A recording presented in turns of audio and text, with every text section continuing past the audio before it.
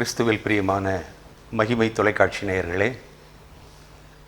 உலகமே கதிகலங்கி கொண்டிருக்கிற இந்த வேளையிலே நமக்கு ஆறுதல் தருகின்ற ஒரே நிகழ்ச்சி ஜெபத்தின் மகிமை.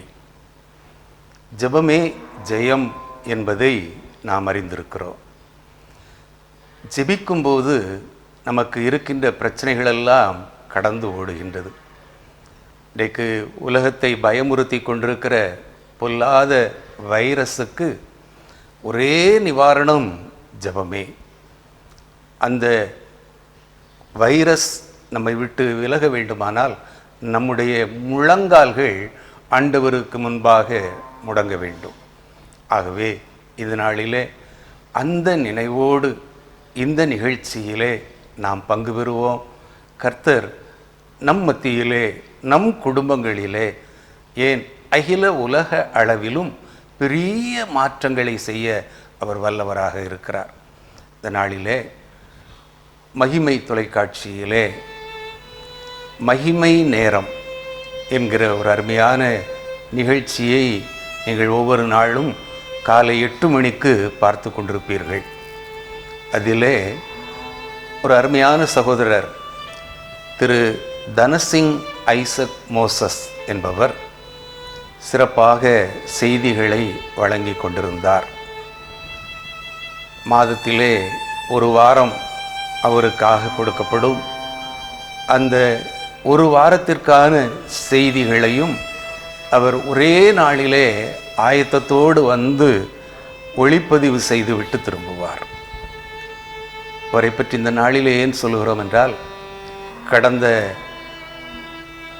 ஒரு சில தினங்களுக்கு முன்பாக அவர் தன்னுடைய சுகவீனத்தின் நிமித்தமாக மகிமைக்குள் பிரவேசித்தார். ஆம், உலக பிரகாரமாக எத்தனையோ பணிகள் இருந்தாலும் அவர் கல்வித்துறையை தேர்வு செய்து பள்ளிக்கல்வித்துறையிலே சாதாரண ஒரு பட்டதாரி ஆசிரியராக தன்னுடைய பணியை தொடங்கி அதிலே பதவி உயர்வுகள் பல பெற்று கல்வித்துறையின் உச்ச நிலையிலே, உயர் நிலையிலே சிறப்பான பதவிகளை நிறைவேற்றி கடைசியாக நெல்லை மாவட்டம் தளபதி சமுத்திரம் கீழூர் பகுதியிலே அமைந்திருக்கின்ற அரசு மேல்நிலைப்பள்ளி தலைமை ஆசிரியராக பணியாற்றி பணி ஓய்வு பெற்றவர். ராயனுடையதை ராயனுக்கும் தேவனுடையதை தேவனுக்கும் செலுத்துங்கள் என்ற வண்ணமாக அவர் அரசு பணியை நிறைவேற்றினாலும் ஆன்மீக பணியிலும் சிறந்து விளங்கினார். ஆம், ஆலயங்கள் தோறும் சிறப்பாக செய்திகளை கொடுத்து வந்தார். மட்டுமல்ல, நெல்லை மாவட்டம் NGO B காலனியிலே சபை ஊழியராக பணியாற்றினார். சிறப்பாக மகிமை தொலைக்காட்சிக்கென்று தன்னுடைய நேரத்தை அவர் செலவழித்தார். அவர் ஆற்றிய பணி அளப்பற்கரியது, சொல்ல முடியாத ஒன்று. அன்னார் இழந்து தவிக்கின்ற அன்பு மனைவி, மகள், மருமகன் மற்றும் குடும்பத்தினர் இந்த நாளிலே ஆறுதல் அடைய வேண்டும். ஒருவருக்காக ஒருவர் ஜெபிக்க வேண்டும் என்பது ஆண்டவர் நமக்கு கற்றுத்தந்த பாடம்.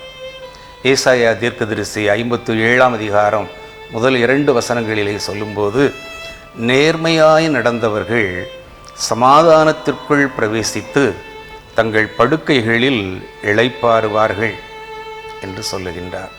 அதோடு மட்டுமல்ல, இந்த மரணம் ஆண்டவர் அண்டை நம்மை அழைத்து செல்லுகின்ற ஒன்று. நல்ல போராட்டத்தை போராடினேன், ஓட்டத்தை முடித்தேன், விசுவாசத்தை காத்து கொண்டேன், இது முதல் நீதியின் கிரீடம் எனக்காக வைக்கப்பட்டிருக்கிறது என்றபடி அவர்களுடைய கண்ணீர் யாவையும் தேவன் துடைக்கிறார். இனி மரணம் இல்லை, துக்கம் இல்லை, அலறுதலும் இல்லை, வருத்தமும் இல்லை, முந்தினவைகள் ஒளிந்து போயின என்று யோவான் தன்னுடைய வெளிப்படுத்தின விசேஷத்திலே எழுதுகின்றார். ஆக, அன்பு சகோதரனை இழந்து தவிக்கின்ற குடும்பத்தின் பிள்ளைகளுக்கு மகிமை டிவியின் நிறுவனர் திரு ரசலையன், திருமதி கமலம் ரசலையன் அவர்கள் குடும்பத்தின் சார்பாகவும், நிர்வாக இயக்குனர் திரு ரிஃபின் பொமிக், திருமதி பினு பொமிக் அவர்கள் சார்பாகவும், எங்களுடைய ஆழ்ந்த அனுதாபத்தை தெரிவித்துக் கொள்கிறோம். கர்த்தர்தாமே அவர்களை ஆற்றி தேற்றி அரவணைப்பாராக. தர்மையான சகோதரனுடைய குடும்பத்திற்காக ஒரு நிமிடம் நாம் தலை தாழ்த்தி ஜெபிப்போமா?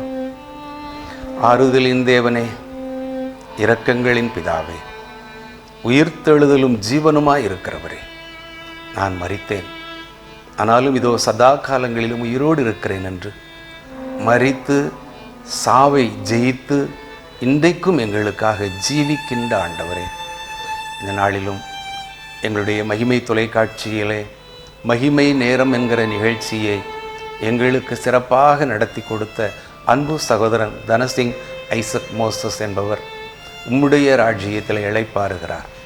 தாவே, உலக பிரகாரமாக அவர்களை இழந்து தவிக்கின்ற அன்பு குடும்பத்திற்காக, மனைவி மற்றும் மகளுடைய குடும்பத்திற்காக நாங்கள் ஜெபிக்கிறோம். உடைய உடன் பிறந்த சகோதரர்களுடைய குடும்பங்களுக்காக ஜெபிக்கிறோம். தேவாதி தேவன்தாமே, இந்த இழப்பு வேளை எங்களால் மட்டுமல்ல இந்த குடும்பத்தால் தாங்க முடியாத ஒன்றாக இருந்தாலும் ஆண்டவரே, அவர்கள் உம்மோடு ஆண்டவரே அமர்ந்திருக்கிறார்கள் என்கிற விசுவாசத்தோடு நாங்கள் இந்த நாளிலே அவர்களை ஆற்றுகிறோம், அவர்களை தேற்றுகிறோம். அவர்கள் மறுபடியும் நாங்கள் உயிர்த்தெழுதலின் நாளிலே நாங்கள் ஒருவரை ஒருவர் காண்போம் என்ற நிச்சயத்தோடு அந்த குடும்பத்தின் பிள்ளைகளுக்கு ஆறுதல் தருகிறோம். நீர்தாமே ஆறுதல் படுத்துகிறவர். நாங்கள் எவ்வளவு சொன்னாலும் அவர்களுக்கு ஆறுதல் அடைய முடியாது. ஆனாலும் நீர் ஆற்றி தேற்றி அரவணைக்கிறவர். திகையாதே, கலங்காதே, நான் உன்னோடு கூட இருக்கிறேன் என்று சொல்லுகிறீர். துயரப்படுகிறவர்கள் பாக்கியவான்கள், அவர்கள் ஆறுதல் அடைவார்கள் என்று சொல்லியிருக்கிறீர். பிறக்க ஒரு காலம் உண்டு, இறக்க ஒரு காலம் உண்டு என்றும் நீர் சொல்லியிருக்கிறீர். ஆகவே இறப்பு மரணம் என்பது எல்லாருக்கும் உரித்த ஒன்று. ஆகவே அதை நினைத்து கலங்காதபடி, கண்ணீர் சிந்தாதபடி தங்களுக்குள் பலப்படுத்திக் கொள்ள நீர் உதவி செய்யும். மகிமை தொலைக்காட்சியின் சார்பாக அந்த குடும்பத்தின் பிள்ளைகளுக்காக ஜெபிக்கிறோம். இதுபோல் யார் யார் எங்கெங்கே தங்களுக்கு அருமையானவர்களை இழந்து தவிக்கின்றார்களோ ஒவ்வொரு குடும்பத்தையும் நீர்தாமே ஆற்றி தேற்றி அரவணைத்து வழி நடத்தும். இயேசுவின் நாமத்தில் ஜெபிக்கிறோம் நல்ல பிதாவே, ஆமென். அன்பானவர்களே, இந்த நாளிலும் நாம் முக்கியமாக ஒரு சில செய்திகளை உங்களோடு பகிர்ந்து ஜெபிக்கவிருக்கின்றோம். முதல் செய்தியாக, கடந்த நாளிலே தமிழகத்தின் அமைச்சரவை மாற்றி அமைக்கப்பட்ட நிகழ்ச்சியை இந்த நாளிலே நாங்கள் உங்களோடு கூட பகிர்ந்து கொள்ளவிருக்கின்றோம். தேசம் அல்லது ஒரு மாநிலம் அமைதியாக இருக்க வேண்டுமானால் தேசத்தை ஆளுகிறவர்களுக்காக நாம் ஜெபிக்க வேண்டும் என்று வேதம் சொல்லுகிறது. நாம் அமைதலுள்ள ஜீவனம் நடத்த வேண்டுமானால் ஆளுகை செய்கிறவர்களுக்காக நாம் ஜெபிக்க வேண்டுமாகவே இந்த நாளிலே முதல் செய்தியை நாங்கள் உங்களுக்கு முன்பாக சமர்ப்பிக்கின்றோம். கேளுங்கள், தொடர்ந்து நாம் ஜெபிப்போம். கடந்த ஏப்ரலில் வந்து தமிழ்நாட்டில் நமக்கு சட்டசபை எலெக்ஷன் நடந்துச்சு. அதில் திமுக சார்பில் மு.க. ஸ்டாலின் அவர்கள் முதலமைச்சராக நேற்று பதவியேற்றிருக்காங்க. சரி. கொரோனானால கொஞ்சம் எளிமையாக அந்த பதவியேற்பு குறிப்பிட்ட விஐபிகளை மட்டும் கூப்பிட்டு நடந்திருக்கு. சரி. அவங்க கூட ஒரு 33 அமைச்சர்களும் பதவியேற்றிருக்காங்க. சரி. ஏற்கனவே தேர்தலில் நிறைய வாக்குறுதிகள் நிறைய கொடுத்துருந்தாங்க. நேற்று குறிப்பாக ஒரு முதல் கையெழுத்தாக ஒரு 5 வாக்குறுதிகள் நிறைவேற்றி கொடுத்துருக்காங்க. கொரோனா நிதியாக ஒவ்வொரு ரேஷன் கார்டுகளுக்கும் முதல் தவணையாக 4000 ஒரு கார்டுக்கு, அது இந்த மாதமே 2000 ரூபா கொடுத்துருவாங்க. சரி. அப்படி ஒரு தீர்மானம் கையெழுத்து போட்டிருக்காங்க. சரி. அப்புறம் பெண்களுக்கு நகர பேருந்தில் இலவசமாக பெண்கள் பயணிக்கலாம், அதுக்கும் கையெழுத்து போட்டிருக்காங்க. சரி. அதனால் பெண்கள் எல்லாமே நகர பேருந்தில் இலவசமாக சரி போய்க்கொள்ளலாம். அப்புறம் தனியார் மருத்துவமனைகளில் கொரோனா ட்ரீட்மெண்ட்டுக்கு லட்சக்கணக்கில் செலவாகுது. அதை வந்து அரசே இருக்குன்னு சொல்லி அதுக்கு காப்பீட்டு திட்டம் மூலமாக, இன்சூரன்ஸ் மூலமாக அரசே ஏற்றுக்கிறோம்னு சொல்லி அது ஒரு முக்கியமான திட்டம். அப்புறம் ஆவின் பால் லிட்டருக்கு 3 ரூபா குறைப்பேன்னு ஏற்கனவே சொல்லியிருந்தாங்க, அதையும் நிறைவேற்றிருக்காங்க. வர்ற 16ஆம் தேதியிலேருந்து நினைக்கிறேன் ஆவின் பால் லிட்டருக்கு 3 ரூபா குறைக்க போகிறாங்க. இது நல்ல மக்களுக்கு, நடுத்தர மக்கள் எல்லாம் பால் வந்து அத்தியாவசியமானது. ஆமாம் ஆமாம், நம்ம காலையிலே பால் தான் தேவைப்படுது. ஆமாம். அது 3 ரூபா குறைச்சிருக்காங்க. நல்ல விஷயம். இன்னும் நிறைய திட்டங்கள் இருக்குது, வரப்போகிற காலங்களில் அது நிறைவேற்றுவாங்க. இந்த முதல்வர் என்று சொல்லும்போது ஒரு நாட்டை எப்படி இந்திய தேசத்திற்கு ஜனாதிபதி முதல் குடிமகனாக இருக்கிறாரோ, அதுபோல் மாநிலங்களுக்கு கவர்னருக்கு அடுத்தபடியாக முதல்வர் நல்லாக இருந்தால், அதாவது நமக்கு ஆளுகை செய்கிறவர்கள் சிறப்பாக இருந்தால் அந்த மாநிலமோ அல்லது அந்த தேசமோ அமைதியாக இருக்கும், நல்ல உயர்வுகளை பெற்றுக்கொள்ளும். ஆகவே இப்படிப்பட்ட நல்ல சீர்திருத்தங்களை கொண்டு வந்திருக்கிற அன்பு சகோதரர் மு க ஸ்டாலின் அவர்களுக்காக ஜெபிக்க வேண்டியது நம்முடைய கடமை. ஆகவே அவர்களை நாம் ஜெபத்தில் வைப்போம். கர்த்தர் அவர்கள் மூலமாக, அவர்களோடு இணைந்து பணியாற்றுகிற 33 அமைச்சர்கள் மூலமாக, அவர்கள் அந்த நேற்றைய தினத்திலே சொன்ன அந்த உறுதிமொழியின்படி தங்களுடைய பணிகளை கடவுளுக்கு பயந்து நாட்டுக்கு உகந்த காரியங்களை சிறப்பாக செய்ய நாம் அவர்களுக்காக நாம் ஜெபிப்போம். கர்த்தர் பெரிய காரியங்களை செய்வார். தேசத்தை ஆளுகை செய்கிறவரும் ஆளுகை செய்கிறவர்களுக்கு ஆலோசனையை அருளி செய்கிறவருமாயிருக்கிற எங்கள் அன்புள்ள ஆண்டவரே, ராஜாதி ராஜாவே, ராஜாக்களை ஏற்படுத்துகிறவரே, இதனாளிலே என்னுடைய தமிழகத்திற்காக நாங்கள் நம்முடைய சமூகத்திலே வருகிறோம். ஆண்டவரே, கடந்த மாதத்திலே நடைபெற்ற தேர்தலின் அடிப்படையிலே ஆண்டவரே, அந்த தேர்தலிலே வெற்றி பெற்றவர்கள், பெரும்பான்மை வெற்றி பெற்றவர்களை எங்களுடைய தேசத்தின் ஆளுநர் அழைத்து அவர்களை அமைச்சரவை அமைக்க ஆலோசனை தந்து இந்த நாட்களிலே அவர்கள் ஏற்படுத்தி இருக்கிற, குறிப்பாக தமிழக முதலமைச்சராக பொறுப்பேற்றிருக்கிற அருமையான சகோதரர் மு க ஸ்டாலின் அவர்களுக்காக நாங்கள் ஜெபிக்கிறோம். அன்பு சகோதரரை ஆசீர்வதியும். ஆண்டவரே, விசேஷித்த ஞானத்தினாலே நிரப்பும். அன்று சாலமோனுக்கு கொடுத்த ஞானத்தை, யோசேப்புக்கு கொடுத்த ஞானத்தை, தானியேலுக்கு கொடுத்த ஞானத்தை அன்பு சகோதரருக்கு நீர் தர வேண்டும் என்று ஜெபிக்கிறோம். எங்களுடைய தேசத்தை ஒரு இக்கட்டான சூழ்நிலையிலே, எங்களுடைய மாநிலத்தை அவர்கள் வழிநடத்தி செல்ல வேண்டிய கட்டாயத்திலே அவர்கள் பொறுப்பேற்றிருக்கிறார்கள். என்னுடைய தேசம், என்னுடைய மாநிலம் எல்லாம் அமைதியான ஜீவனம் பண்ண வேண்டுமானால் ஆண்டவரே, நாங்கள் ஜெபிக்க வேண்டியது எங்களுடைய கடமையாக இருக்கிறது. நாங்கள் ஜெபிக்கிறோம்.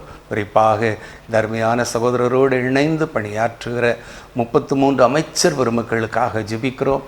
ஆண்டவரே, அவர்களும் தங்களுக்கென்று ஆளுகை செய்யாமல், தங்களுடைய ஞானத்தின்படி எதையும் செய்யாமல், நீர் கொடுக்கிற ஞானத்தோடு சிறப்பாக ஆட்சி புரிய உதவி செய்ய வேண்டும் என்று மன்றாடுகிறோம். அதை போல் அருகாமையில் இருக்கிற கேரள மாநிலத்திலே முதலமைச்சராக பொறுப்பேற்கவிருக்கிற அன்பு சகோதரருக்காக ஜெபிக்கிறோம். மேற்கு வங்காளத்திலே முதலமைச்சராக பொறுப்பேற்றிருக்கிற அன்பு சகோதரிக்காக ஜெபிக்கிறோம். புதுச்சேரி மாநிலத்திலே புதிதாக அமைக்கவிருக்கிற அமைச்சரவைக்காக ஜெபிக்கிறோம். இப்படியாக ஆண்டவரே, அஸ்ஸாம் பகுதியிலே சிறப்பாக ஆட்சியை நிறைவேற்றவிருக்கிற பிள்ளைகளுக்காக ஜெபிக்கிறோம். இவர்கள் மூலமாக எங்களுடைய தேசம் ஒரு அமைதியின் பாதையிலே நடத்தி செல்லப்பட, இவர்களை பார்த்து பிற மாநிலங்கள் சிறப்பாக இன்னும் ஆட்சி புரிய நீர் உதவி செய்ய வேண்டும் என்று ஜெபிக்கிறோம். தேசத்தில் அமைதியை தாரும். விசேஷமாக இந்த நாட்களிலே அகில உலகத்தை ஆட்டி படைத்து கொண்டிருக்கிற இந்த கொரோனா வைரஸில் இருந்து ஆண்டவரே, இவர்கள் கொடுக்கிற ஆலோசனையின் மூலமாக, உதவிகளின் மூலமாக விடுதலை பெறத்தக்கதான கிருபை தாரும். சத்தியத்தை நீங்கள் அறிவீர்கள், சத்தியம் உங்களை விடுதலையாக்கும் என்று சொன்னதோடு, குமாரன் உங்களை விடுதலையாக்கினால் நீங்கள் மெய்யாகவே விடுதலையாவீர்கள் என்று சொன்னபடி விடுதலையின் வாழ்வை பெற்றுக்கொள்ள மீண்டும் ஆலயங்கள் திறக்கப்பட, பாடசாலைகள் திறக்கப்பட, அலுவலகங்கள் செயலாற்ற, வியாபார ஸ்தலங்களெல்லாம் சிறப்பாக செயலாற்ற நீர் உதவி செய்ய வேண்டும் என்று ஜெபிக்கிறோம். ஆளுகை செய்கிறவர்களை உம்முடைய கரத்திலே தருகிறோம். நீரே ஆலோசனை கொடுத்து வழி நடத்தும். இயேசுவின் நாமத்தில் ஜெபிக்கிறோம் நல்ல பிதாவே, ஆமென்.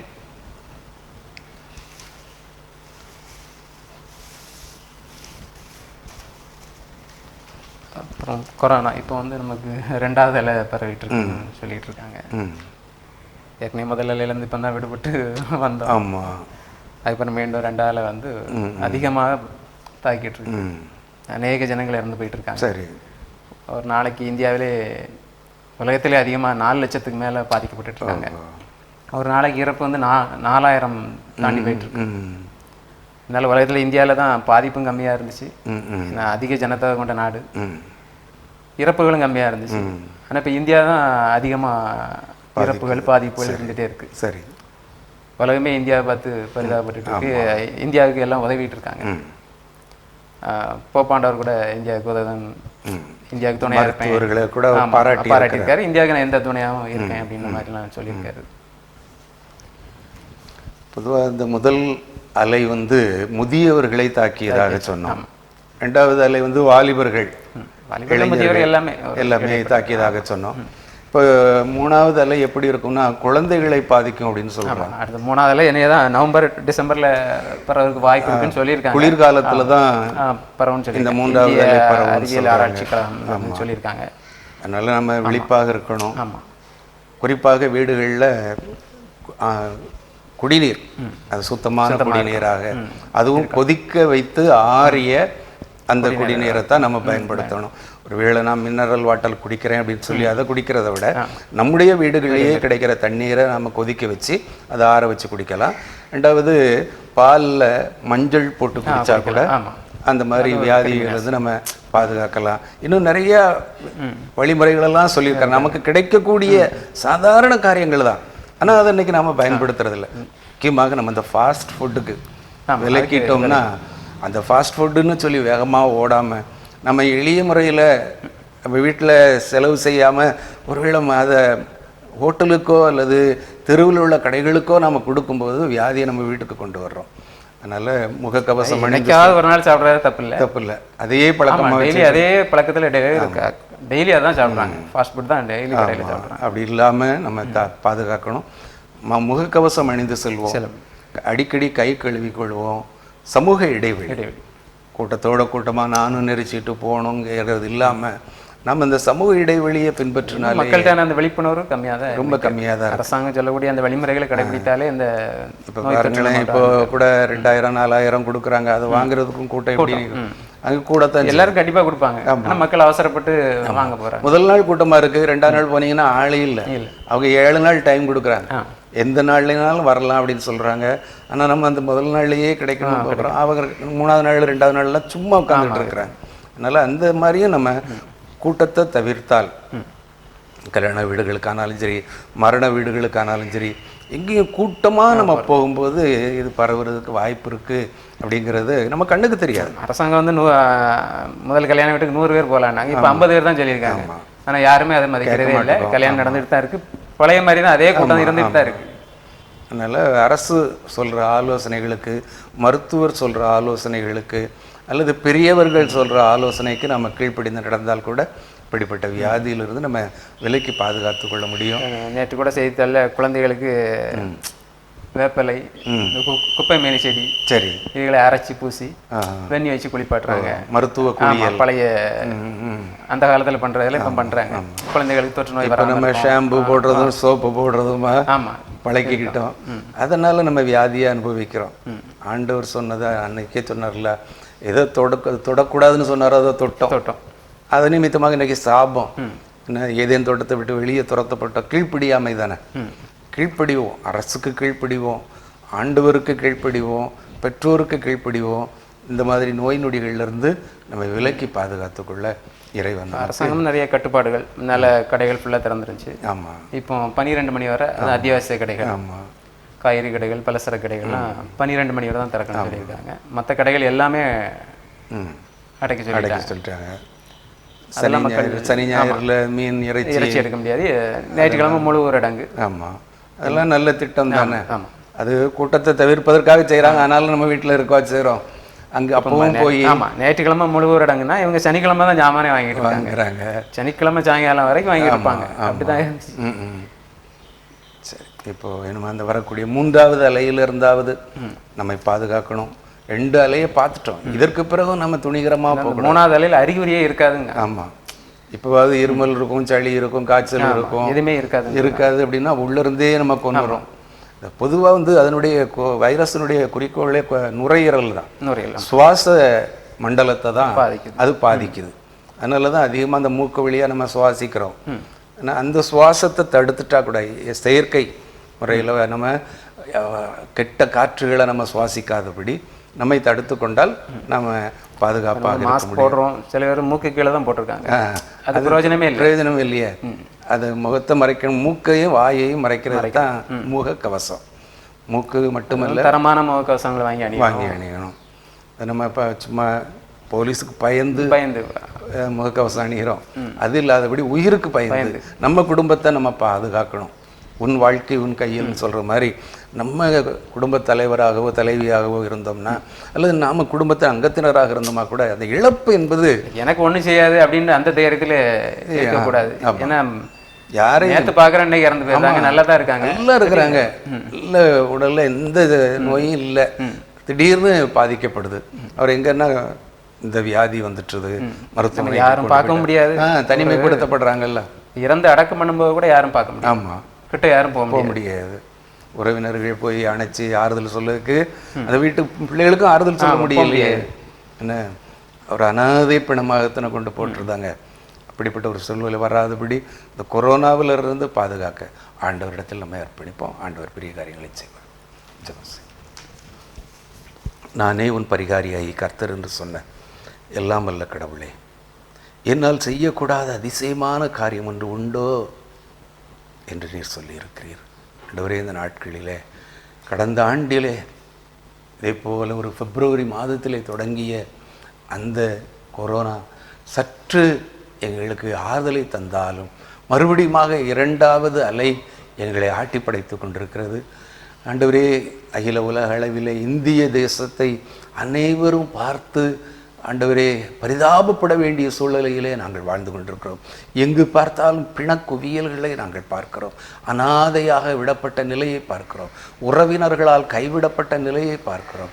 ஆண்டவரே, மருத்துவமனைகளிலே கூட சேர்க்க முடியாத நிலையிலே மரத்தடிகளிலே அவர்களுக்கு சிகிச்சை அளிக்கப்படுகிறதையும் நாங்கள் பார்க்கிறோம். இந்த நாட்களிலே ஆண்டவரே, குறிப்பாக கிறிஸ்தவ ஆலயங்கள் மற்றும் சமுதாய கூடங்களெல்லாம் ஆண்டவர் இப்படிப்பட்ட கொரோனா வைரஸ் சிகிச்சை மையங்களாக அவர்களுக்கு தடுப்பு சிகிச்சை கொடுப்பதற்காக அவர்களுக்கு போதிய மருத்துவ வசதிகளை செய்து கொடுக்க முன்வந்திருக்கிறதை குறித்து நாங்கள் நன்றியோடு உம்மை துதிக்கிறோம், உம்மை ஸ்தோத்தரிக்கிறோம். வருமுன் காப்பதே சிறந்தது என்று சொல்லப்பட்டபடி மூன்றாவது அலை எங்களை நவம்பர் டிசம்பர் மாதங்களிலே வருகின்ற குளிர்காலங்களிலே எங்களை தாக்கும் என்று நிபுணர்கள் சொல்லி இருக்கிறார்கள். அப்பா, குறிப்பாக இது குழந்தைகளை தாக்கும் என்று சொல்லி நாங்கள் செய்தித்தாளிலே வாசிக்கிறோம். அதோடு மட்டுமல்ல, அதற்கு எந்த அறிகுறியும் இருக்காது. காய்ச்சல் இருக்காது, சளி இருக்காது, பலவீனம் இருக்காது, கைகால் வலி இருக்காது. ஆனாலும் அவர்கள் நோயினால் பாதிக்கப்படுவார்கள் என்று சொல்லப்பட்டபடி ஆண்டவரே, முன்னெச்சரிக்கையோடு நாங்கள் எங்களை காத்துக்கொள்ள, ஆண்டவரே, வரும் கோபத்திற்கு தப்பித்து கொள்ள உங்களுக்கு வகை காட்டினவன் யார் என்று அந்த யோவான் ஸ்நானகன் சொன்னது போல நாங்கள் அந்த அலைக்கு நாங்கள் தப்பி பிழைத்து கொள்ள கர்த்தாவே உம்மண்டை வருகிறோம். நீரே வைப்பீர், நீரே பரிகாரியாகிய கர்த்தர். ஆண்டவரே, நீர் தொடும், ஆண்டவரே நீர் சொல்ல ஆகும், நீர் கட்டளையிட நிற்கும். இந்த கோர கொடிய வைரஸை அகில உலகத்தில் இருந்தும் அப்பாலே போ சாத்தானே என்று சொல்லி ஆண்டவரே நீர் விலைக்கு போட வேண்டும் என்று ஜெபிக்கிறோம். மருத்துவர்களும் போராடித்தான் பார்க்கிறார்கள், அரசாங்கமும் போராடித்தான் பார்க்கிறது. ஆனாலும் அந்த வியாதிக்கு ஒரு முற்றுப்புள்ளி வைக்க முடியவில்லை. எங்கு பார்த்தாலும் ஆக்சிஜன் தட்டுப்பாடு என்று சொல்லி இன்றைக்கு ஆக்சிஜன் இயற்கை சுவாசத்திற்காக ஓடிக்கொண்டிருக்கிறார்கள். ஆனால் மனிதன் சுவாசிக்க முடியாத நிலையிலே செயற்கை சுவாசத்தை பணம் கொடுத்து வேளை ஒரு நாளைக்கு நீர் கொடுக்கிற அந்த காற்று ஆண்டவரே எத்தனையோ லட்சக்கணக்கான மதிப்புடைய காற்றாக ஆக்சிஜனாக நாங்கள் சுவாசித்து கொண்டிருக்கிறோம். அதை உணர்ந்தவர்களாக இப்படிப்பட்ட நிலை இன்னும் மீண்டும் தொடராதபடி ஆண்டவரே எங்களை நாங்களே பாதுகாத்து கொள்ளும்படியாக ஜெபிக்கிறோம். தாவே, இந்த வேளையிலே ஆண்டவரே இப்படிப்பட்ட மூன்றாவது அலை வராதபடி நாங்கள் ஜெபிக்கிறோம். நீரே பாதுகாத்து கொள்ளும். ரெண்டாவது அலைக்கு ஒரு முற்றுப்புள்ளியை தாரும். இன்னும் தொடராதபடி நீர் பாதுகாத்துக்கொள்ளும். இந்த மே மாதத்தோடு ஆண்டவரே எல்லாம் நீங்கி போனது, எல்லாம் விடுபட்டு போனது என்ற நிலையை நாங்கள் காணத்தக்கதாக வருகிற ஜூன் மாதம் ஆண்டவரே அநேகருக்கும் அத்தனை பேருக்கும் ஆண்டவரே அகில உலகத்திற்கும் ஆசீர்வாதத்தை கொண்டு வரும் நாட்களாய் அமையட்டும். இயேசுவின் நாமத்தில் ஜெபிக்கிறோம் நல்ல பிதாவே, ஆமென். இந்த கொரோனாவில் மருந்து தட்டுப்பாடுகள் நிறைய இருக்குது. ஆக்சிஜன் தட்டுப்பாடு, மருந்து தட்டுப்பாடு, சரி, தடுப்பூசி கூட தட்டுப்பாடு இருக்குன்னு சரி சொல்லியிருக்காங்க. ரெம்டெசிவிர்னு ஒரு மருந்து, ஆமாம், அதை வாங்குறதுக்கு க்யூவில் நிற்காங்க. ஏன்னா அதுக்கு அரசு மருத்துவமனை மட்டும் தான் கொடுக்குறாங்க. சரி, நிறைய பேர் ப்ரைவேட் ஹாஸ்பிட்டல் இருக்காங்க, அங்கே மருந்து கிடைக்கிறது இல்லை. அதை வாங்குறதுக்கு அதுக்குள்ள ஆதாரங்களை எல்லாம் எடுத்துகிட்டு கொண்டு போய் க்யூவில் நின்று வாங்க வேண்டிய கட்டாயம் இருக்குது. அதை போட்டால் உயிரை பாதுகாத்துக்கலாம். அந்த மாதிரி சூழ்நிலை நிறைய தட்டுப்பாடுகள். தடுப்பூசி முதல் போட்டு 2வது தவணையெல்லாம் வந்தாச்சு. அதனால் ஊசிகள் தட்டுப்பாடு இருந்துகிட்டே இருக்குது. ஓரளவுக்கு இந்திய தேசம் முழுவதும் போட்டு முடிச்சிட்டாங்கன்னா அந்த 3வது அலையிலேருந்து, ஏன்னா போட்டு அதுலேருந்து 1 மந்த் கழித்து தான் அதுக்கு எஃபெக்ட் ஆகிருக்கு. சரி, இந்த மே 1ஆம் தேதி 18 வயது நிரம்பியவர்களுக்கு ஆமாம் நம்ம கண்டிப்பாக போடணும்னு சொன்னாங்க. ஆனால் மருந்துகள் வரல, மருந்து இல்லாத ஒரு சூழ்நிலையினால அவங்களும் அதை செயல்படுத்த முடியலை.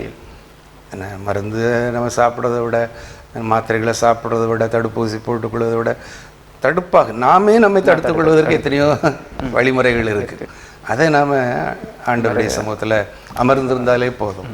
அப்புறம் ஆக்சிஜன் தட்டுப்பாடு, அந்த மாதிரி ஆக்சிஜன் போன அலையில் கூட ஆக்சிஜனை பற்றி யாருமே பேசவே இந்த அலையில் எப்போ பார்த்தாலும் ஆக்சிஜன் ஒரே தட்டுப்பாடு இருக்குன்னு நிறைய பேர் வெண்டிலேட்டர் சிகிச்சையில் இருக்காங்க. ஆக்சிஜன் தட்டுப்பாடுனால இந்தியாவில் எத்தனையோ பேர் மரணத்தை சந்திக்கிறாங்க. அவங்க ஆக்சிஜன்லாம் சுவாச்சிட்டு இருக்காங்க. ஆக்சிஜன் சிலிண்டரில் தீர்ந்து போச்சுன்னா அது முடியல. ஒரே நேரத்தில் 15 பேர் 20 பேர் வந்துட்டாங்க. நம்ம மாநிலத்தில் கூட 2 நாளைக்கு முன்னாலே இறந்து போட்டிருந்தாங்க. திடீர்னு அதில் உள்ள கோளாறு, ஆக்சிஜன் இருக்கும், இயந்திர கோளாறுனால ஆக்சிஜன் கிடைக்காம இறந்து போயிருக்காங்க. சரி சரி, நல்லா சுவாசிட்டு இருக்கவங்க திடீர்னு இறந்து போயிருக்காங்க. இப்படி தட்டுப்பாடுகள் இருக்கு. அதுக்காண்டி நம்ம ஜெபம் பண்ணணும். ஆண்டவர் இலவசமாக கொடுத்த சுவாசம். ஆமாம், அவர் நாசியில் நமக்கு இலவசமாக கொடுத்தாரு. ஆமாம், ஊதுனார். இன்னைக்கு அதை நம்ம விலை கொடுத்து வாங்க வேண்டியிருக்கு. தட்டுப்பாடும் ஆயிட்டு. ஆக்சிஜன் தந்தவர் யாரும் கூட நமக்கு மக்களுக்கு தெரியாமல் இருக்கு. ஆமாம், அவர் இலவசமாக கொடுத்தது, அது நிறைய கிடைக்கணும், அந்த தட்டுப்பாடுகள் இல்லாமல் இருக்கணும். சரி, அதுக்காண்டி நம்ம ISRO கூட. ஆமாம், நம்ம அருகாமையில் இருக்கிற ISRO இன்றைக்கி திருநெல்வேலி மாவட்ட மருத்துவமனைக்கும் குமரி மாவட்ட மருத்துவமனைகளுக்கும் இலவச கொடுத்து உதவுறாங்க. எத்தனையோ மெட்ரிக் டன் கொடுத்துட்ருக்காங்க. இப்போ அடுத்து ஸ்டெர்லைட்டில் கூட ஆக்சிஜன் தயாரிக்க போகிறாங்க. அதுக்கான ஏற்பாடு நடந்துட்டு. திகையாதே, கலங்காதே, நான் உன்னோடு கூட இருக்கிறேன் என்று சொல்லி எங்களை ஆற்றி தேற்றி அரவணைக்கிற எங்கள் அன்பின் பரலோக பிதாவே, இந்த நாட்களிலே கொரோனாவிலிருந்து தப்பித்து கொள்ள வேண்டுமானால் ஆக்சிஜன் தேவைப்படுகிறது, தடுப்பூசி தேவைப்படுகிறது. ஆனாலும் அவற்றை கொடுக்க முடியாத நிலையிலே எங்களுடைய அரசாங்கம் தடுமாறி கொண்டிருக்கிறது. இப்படிப்பட்ட சூழ்நிலைகள் வராதபடி கர்த்தாவே, நீர் கொடுத்த அந்த ஜீவ சுவாசத்தை சுவாசிக்கின்ற நாங்கள் உண்மையிலே நிலைத்திருக்க நீர் சொன்ன தடுப்பு முறைகளை நாங்கள் கடைப்பிடிக்க எங்களுக்கு நீர் உதவி செய்ய வேண்டும் என்று ஜெபிக்கிறோம். அரசாங்கத்திற்கு போதிய ஆலோசனைகளை தாரும். மருத்துவர்களுக்காக, சுகாதாரத்துறையிலே பணியாற்றுகிற பிள்ளைகளுக்காக நாங்கள் ஜெபிக்கிறோம். எல்லா மருந்து மாத்திரைகளும் தட்டுப்பாடின்றி கிடைத்து அதன் மூலமாக விடுதலை பெற்றுக்கொள்ளத்தக்கதான கிருபையை தாரும். உம்முடைய கரத்தில் எங்களையும் எங்களுடைய தேசத்தையும் அர்ப்பணிக்கிறோம். பெரிய காரியங்களை செய்யும். இயேசுவின் நாமத்தில் ஜெபிக்கிறோம் நல்ல பிதாவே, ஆமென். அன்பானவர்களே, இந்த நாளிலும் நடைபெற்ற ஒரு சில நிகழ்வுகளை உங்களோடு நாங்கள் பகிர்ந்து கொண்டோம். நீங்களும் அறிந்திருக்கிறீர்கள். ஏற்றவாறு கடவுளுக்கு பயந்து நாம் நம்முடைய வாழ்க்கை அமைத்துக்கொள்வோம். கர்த்தர் நம் மத்தியிலே பெரிய காரியங்களை செய்வார். மீண்டும் அடுத்த வாரம் இதே நேரத்தில் உங்களை சந்திக்கிறோம். நன்றி, வணக்கம்.